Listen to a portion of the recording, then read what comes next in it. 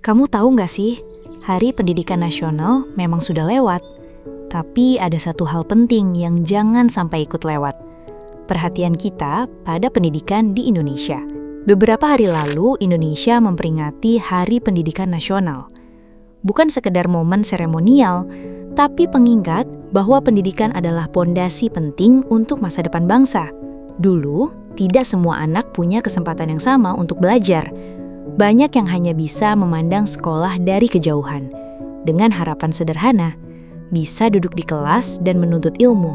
Ada anak-anak yang harus berjalan jauh, belajar dengan fasilitas seadanya, bahkan berjuang di tengah keterbatasan hanya untuk bisa sekolah. Bagi mereka, pendidikan bukan hal mudah, tapi sebuah perjuangan.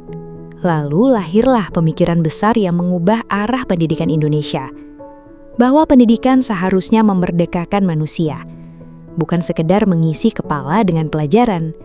Tokoh itu adalah Ki Hajar Dewantara, sosok yang dikenal sebagai Bapak Pendidikan Nasional Indonesia.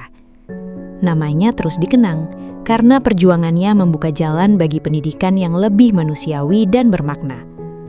Beliau mengajarkan bahwa sekolah bukan hanya tempat mengejar nilai.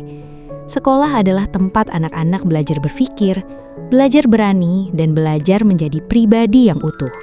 Karena pendidikan sejati bukan cuma soal angka. Pendidikan adalah tentang membentuk karakter, menyalakan harapan, dan membangun masa depan.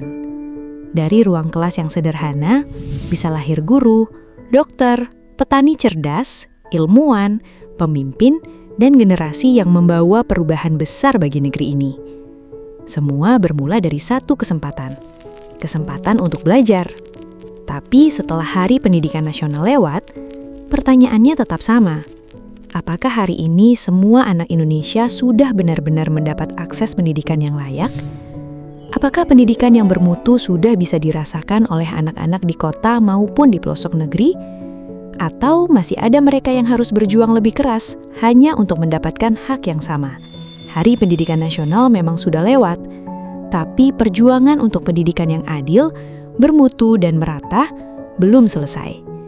Semoga semakin banyak anak Indonesia yang diberi kesempatan untuk belajar, tumbuh, dan meraih masa depan yang lebih baik. Follow @naravel.id, Naravel Studio, untuk cerita bermakna lainnya.